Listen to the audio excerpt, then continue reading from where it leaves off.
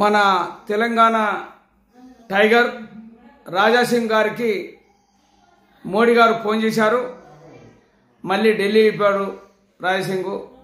ఆయన compulsory national general secretary ఏదో పదవి ఇస్తారు కంపల్సరీ.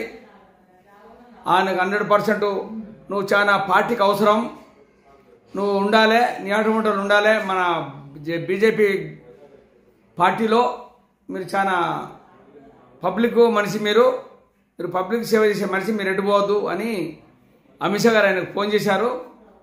కంపల్సరీ ఆయనకు సెంట్రల్లో ఏదో ఒక పెద్ద పదవి ఇచ్చి, నార్త్ ఇండియాలో ఎలక్షన్స్ అవుతున్నాయి కదా ఇప్పుడు, అది బీహార్లో ఉన్న ఎలక్షన్స్, ఆ తర్వాత నెక్స్ట్ ఇంకో 6 నెలల వెస్ట్ బెంగాల్లో ఉన్నాయి.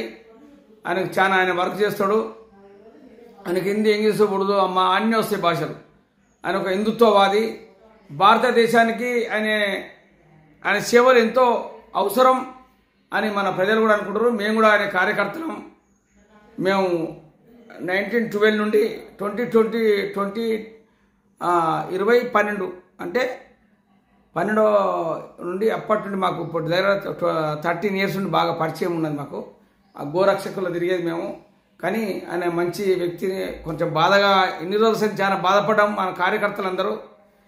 ఆయనకు ఇట్లా పోతుండు బీజేపీ నుండి ఆయన కొంచెం బాధ అయింది. అయినా మేము అనుకున్నాం చాలామంది బీజేపీని వదిలిపెట్టిపోడు అని అనుకున్నాం. ఒక్కసారి బీజేపీతో టైఅప్ అయిన మనిషి, మొదటి నుండి ఉన్న మనుషులు పోరు. ఈ మధ్యలో ఎవరైతే వస్తారో మళ్ళీ వాళ్ళు పోతే వాళ్ళకు అవకాశం ఉంటుంది. కానీ మేము మొదటిసారి 1986 నుంచి ఉన్నాం. మేము ఎటుపోలేము. చిన్న కార్యకర్తలు ఎక్కడ ఉన్నాం. మాకు ఏ పదవుల కోసం మేము ఆశించలేదు. మేము కూడా ఎక్కడ ఎలక్షన్స్ అయితే అక్కడ క్యాంపెయినింగ్ చేసుడు, హిందుత్వం మీద మేము పోరాటం చేస్తున్నాం. మన భారతదేశం అంటే హిందూ సమాజం కోసం పాటుపడే నరేంద్ర మోడీ గారి కోసం మనం ఉండాలి. నరేంద్ర మోడీ ఆయన మంచి మంచి వాళ్ళను ముఖ్యమంత్రులు చేస్తుండు. వాళ్ళకి ఇంకొకటి కూడా ఇప్పుడు మన భారతదేశాన్ని ముందుకు తీసుకుపోతుండు. ప్రపంచ దేశాలను భయపడుతున్నాయి. ప్రపంచ దేశాలు ఎక్కడెక్కడ ఏం చేయాలనో అక్కడ చేసుకుంటూ వస్తుండు.